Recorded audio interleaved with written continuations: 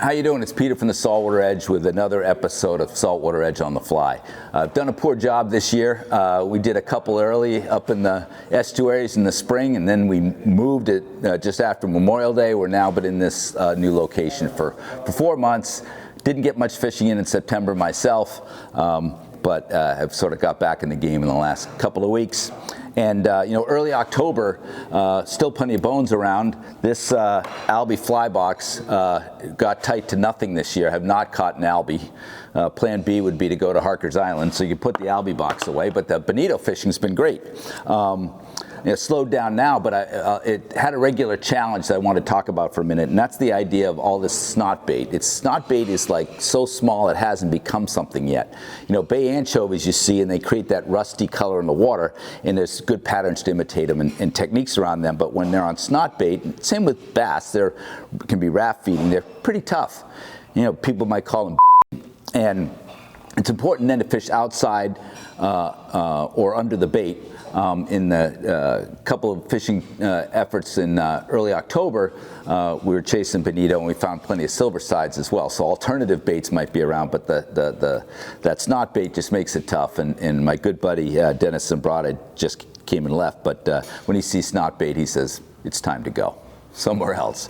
So, but to orient you a little bit now, my good friend Jerry has coined a phrase called faux fall, which is that August time period where things get moving.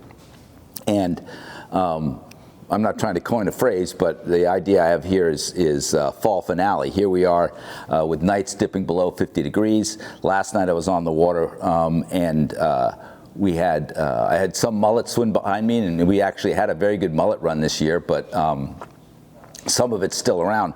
But I want to give you guys a rundown of final fall baits, if you will. Mullet are certainly around, and alternatives there like a deer hair snake fly or something with a bit of a profile and some gray or blue in it would both be good mullet imitations. Then you move on to what's next would be the peanut bunker, and there's loads of that still up in the bays and ponds around Rhode Island, Narragansett Bay, Buzzards Bay, that kind of thing. And so a couple flies I like there would be Blaine's Little Game Changer. Nice profile, great swim. Another one is would be to throw a crease fly when they're on the surface, let it bounce that around a little bit. And then other flies with bigger profiles as the bait gets bigger. Actually, peanut bunker grow an inch a month this time of year. So they're an inch long in July, and by October they're 4 or 5 inches long. So you need to match the bait, but that Game Changer is a great choice for that one. Moving on, the next bait that kind of returns, we have a nice spring squid run, and there's a fall squid run. They can vary in size. This is a red can squid, nice translucent pattern, or smaller versions, but a squid pattern's a good thing to carry around this time of year.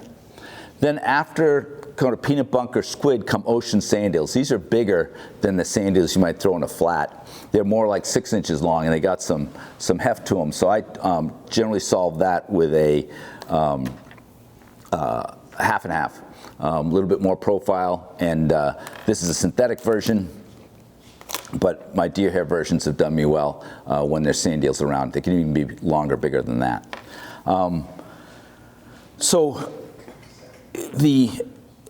And that's how the kind of run progresses. Then you come to the ultimate finale, which is the adult bunker and the sea herring. The sea herring haven't been as common the last couple of years, but there's been some years out front here in Newport where the gannets are just folding their wings back, diving from 100 feet in the air and leaving with a peanut bunker. It's a show to see. But a great pattern for that is the sort of beast fly / hollow fly category where you can get a really big profile. This is a Matt Bauer fly, but a very big profile, relatively easy to throw. There's not a ton of material there. You could throw that on 10 or an 11 weight. Generally, in a situation where we've had a healthy striper population, which we don't, but the bigger bass come last. And so if they follow the sea herring and the bunker to the shore, a big pattern like that would be a good answer. And the last thing I wanted to share with you is one of my favorite things to do. I mean, who doesn't love topwater? This is actually developed as a GT fly. It's called a Nayat popper, not your average popper. And it's totally flat. So it lies on the surface like a crease fly. You tug it, it pops up, throws a ton of water, lies down, and quivers again. And surface feeding bass love this thing. So if for a top water eat, there's a great choice. So there's the rundown, the sort of fall finale. Evenings are, you got temperatures that dip below 50 degrees. The water's still a lot warmer than that.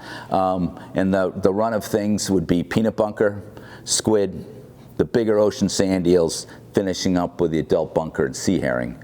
You're getting to Thanksgiving by that point.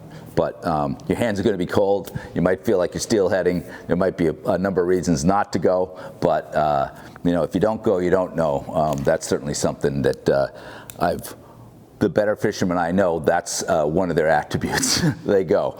I'd have one tackle tip to share with you too. Line management in big surf is tough. So you might move off the floating line and the intermediate line and think about a line that sinks maybe at 250. I know there's 125s out there. I'm not sure if we have them, but a line that's going to settle a little bit better, especially if you're fishing the bigger sand eel patterns. That would just be one way to think about the surf in the fall, because that can be intimidating to the fly guy, the big surf in your face. But there it is, a kind of rundown of what's going on in early October, and here we are a week after Columbus Day, and what the rest of this fall run might look like. And the fact of the matter is, the striped bass population, there's more bigger fish around, and bigger fish tend to move through later than the ones that might leave earlier in the migration. So keep that in mind, get out there, tight lines. See you next video. If you enjoy this, please like and subscribe, and if you got any questions, give us a holler or drop us an email here at Saltwater Edge. Take care.